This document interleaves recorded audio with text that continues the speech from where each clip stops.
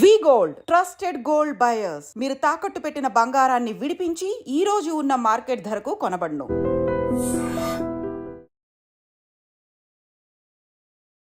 Hello guys, welcome back to iDream Media. ఈరోజు మనతో ఉన్నారు సర్టిఫైడ్ ఫైనాన్షియల్ ప్లానర్ సిఎఫ్ఈ అయిన అనిల్ కుమార్ బల్సు గారు. సో ఈరోజు ఎపిసోడ్లో ఫ్యూచర్లో మల్టీ బ్యాగర్ అవ్వబోయే టాప్ 5 స్టాక్స్ గురించి మాట్లాడబోతున్నారు. అవేంటో తెలుసుకుందాం, ఎలా అవ్వబోతున్నాయో కూడా తెలుసుకుందాం. Hi sir. నమస్తే అండి. First of all welcome to iDream sir. Thank you అండి. యా, సో మల్టీ బ్యాగర్ అనగానే చాలామందికి అదొక ఎగ్జైట్మెంట్ ఇస్తుంది అన్నమాట. రూపాయిని పదింతలు చేసి ఏ స్టాక్ అయినా కూడా అందరికీ ఆనందాన్ని ఇస్తుంది, ఏ డౌట్ ఉండదు. సో మీరు ఇలా మీడియా ముందు చెప్తాను అన్నప్పుడు సెబీకి సంబంధించి మీరు ఎగ్జామ్ రాయడం కానీ అది పాస్ అవ్వడం, అగైన్ యువర్ రైట్ నో మీరు అప్లికేషన్ పెట్టంటున్నారు కదా సెబీ ఎక్సెప్టెన్స్. సో ఇది ఏంటంటే మల్టీ బ్యాగర్స్ కూడా ఇది నా ఓన్ రీసెర్చ్, నా ఓన్గా వాడుతూ ఉంటాను. సో నా సొంతంగా రీసెర్చ్ అండ్ అనాలిసిస్ పర్పస్లో దీనికోసం చేశాను. దాన్ని బట్టి ఏంటంటే ఈ స్టాక్స్ పొటెన్షియల్ ఉందన్నమాట, మల్టీ బ్యాగర్ అయ్యే పొటెన్షియల్ ఉన్న స్టాక్స్.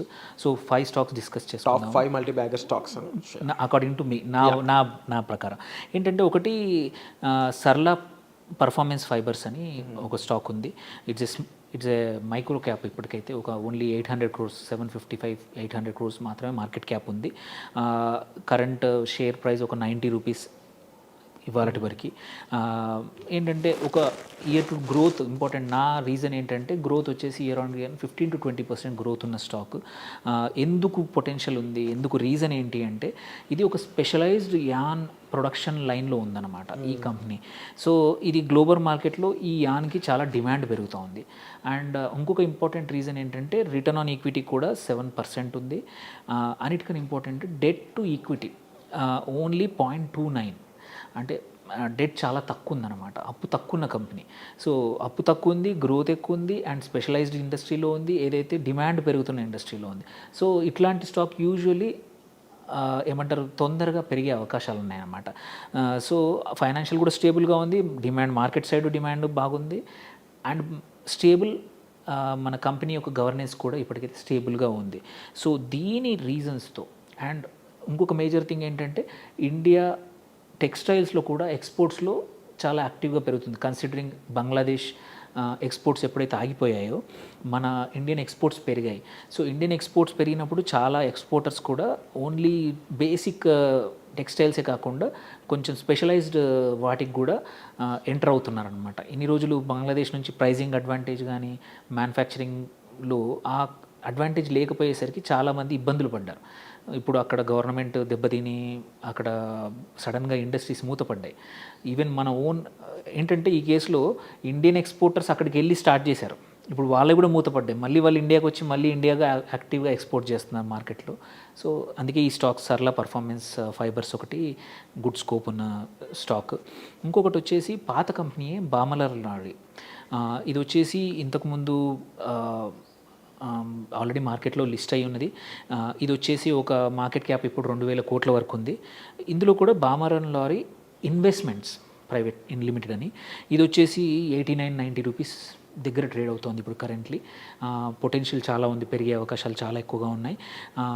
ఇయర్ టు గ్రోత్ కూడా చూసుకుంటే వైటీడీ చూసుకున్నా కానీ ఆల్రెడీ 10-15% పెరిగింది ఈ సంవత్సరం ఆల్రెడీ. అండ్ గ్రోత్ పొటెన్షియల్ కూడా 15-20% కన్నా ఎక్కువగా కాన్స్టెంట్గా ఇస్తూ ఉన్నారు వాళ్ళ ప్రొజెక్షన్స్. అండ్ ఇది వచ్చేసి ఇండస్ట్రియల్ ప్యాకేజింగ్ లాజిస్టిక్స్లో ఉన్న కంపెనీ అనమాట. సో షిప్పింగ్లో కానీ వాటిలో బామరన్ లారీ ఉంటుంది. ఇది ఒక గవర్నమెంట్ కంపెనీ, పిఎస్యు కంపెనీ. అంటే గవర్నమెంట్ పార్ట్లీ ఓన్ అవుతుంది, public sector own company undertaking ఇది. రిటర్న్ ఆన్ ఈక్విటీ చాలా బాగుంది, 14% రిటర్న్ ఆన్ ఈక్విటీ ఉంది. And very important debt to equity 0.09. అంటే ఈ డెట్ అప్పు ఓన్లీ 9 ఉంది, ఈక్విటీ 100 ఉందన్నమాట. సో చాలా మంచి financial, strong financials, at the same time strong growth and stable management. Monitored by government PSU కాబట్టి monitored by the government department కూడా ఉంటుంది. సో కన్సిడరింగ్ ఏంటంటే మన ఇన్ఫ్రాస్ట్రక్చర్ డెవలప్మెంట్ సెక్టర్ కానీ లాజిస్టిక్స్ డిమాండ్ పెరిగింది చాలా. అండ్ జీడిపి పెరిగినప్పుడు లాజిస్టిక్స్ కంపల్సరీ పెరుగుతుంది. సో అందుకే ఈ స్టాక్ లాంగ్ టర్మ్లో మంచిగా మల్టీ బ్యాగర్ అయ్యే అవకాశాలు ఉన్నాయి. ఇది Balmer Lawrie Investments Limited. So it can be అంటే మీరు మంచి రీసెర్చ్ చేసుకొని కావాలంటే ఎంటర్ అవ్వచ్చు అనమాట. మల్టీ బ్యాగర్ డెవలప్ అంటే పొటెన్షియల్ మల్టీ బ్యాగర్ కాబట్టి. ఇంకొకటి వచ్చేసి బోడల్ కెమికల్స్ లిమిటెడ్ అని. సో థర్డ్ది.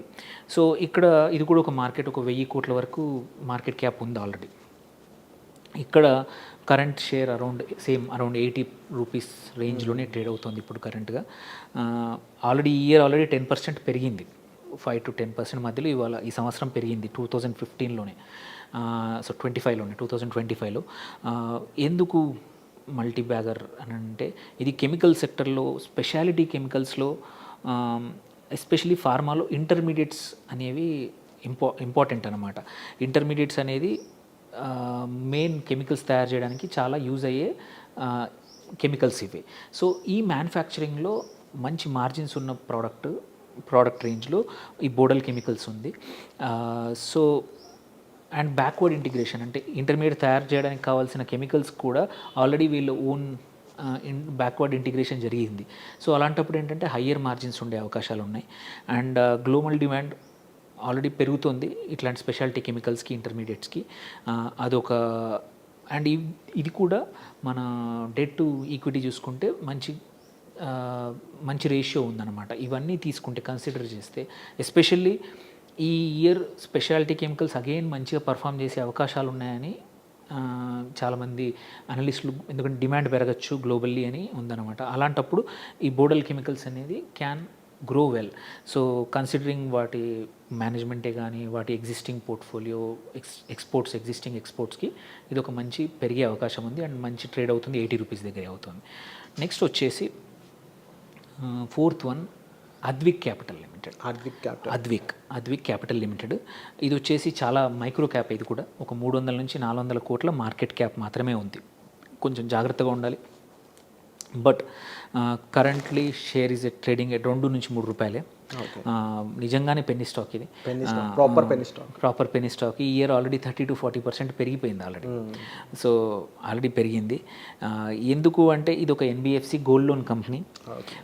వెహికల్ లోన్స్ ఇస్తుంది, పర్సనల్ లోన్స్ ఇస్తుంది. అండ్ గత 5 ఏళ్లలో చూసుకుంటే ఆల్రెడీ ఒక 121% సిఏజిఆర్ ప్రాఫిట్ గ్రోత్ ఉండింది ఈ కంపెనీలో. సో అంత గ్రోత్ 5 yearsది ఉండింది కాబట్టి ఈ దెర్ ఈజ్ ఏమంటే డిమాండ్ కానీ పెన్నీ స్టాక్స్ కొన్న డిమాండ్ చూసుకుంటే అండ్ సైమల్టేనియస్లీ దీని ఫైనాన్షియల్స్ కూడా స్ట్రాంగ్ ఉండడం వల్ల మనము ఆల్రెడీ ఈ సంవత్సరం 30 to 40% పెరిగింది. There is still scope.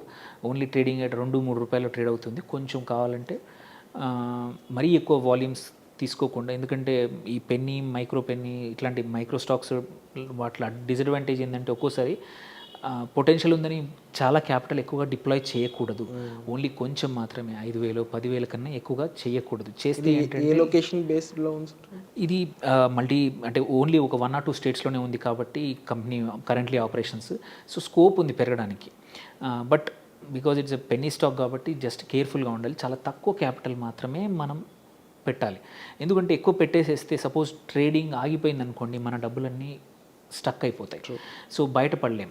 So usually that is జనరల్గా వర్కౌట్ అవుతుంది. ఎనీ పెన్నీ స్టాక్స్లో మొత్తం మీ క్యాపిటల్ పెట్టద్దు. ఇది జనరల్ యాజ్ అ ప్రిన్సిపల్. మన ఓన్లీ ఒక 15%, 10% మన ట్రేడింగ్ క్యాపిటల్లో 10-15% కన్నా ఎక్కువగా అందులో పెట్టకూడదు అనమాట.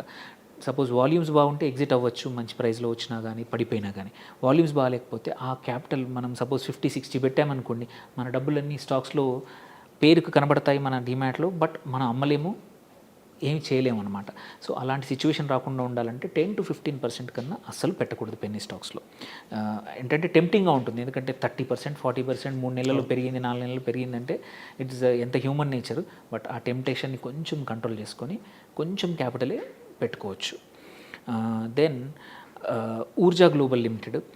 ఇది వచ్చేసి ఒక 1000 కోట్ల పైనే ఉన్న market cap company. When compare to Advik కన్నా బెటరే. కరెంట్లీ 20 రూపాయల దగ్గర ట్రేడ్ అవుతుందన్నమాట. సో ఆల్రెడీ ఈ సంవత్సరం 30% గ్రో అయింది. అంటే 20 రూపాయలు అంటే సంథింగ్ లైక్ ఏమంటారు 13-12 రూపాయల నుంచి ఆల్రెడీ 20 రూపాయలకు వచ్చింది. వెరీ గుడ్ గ్రోత్ వచ్చింది.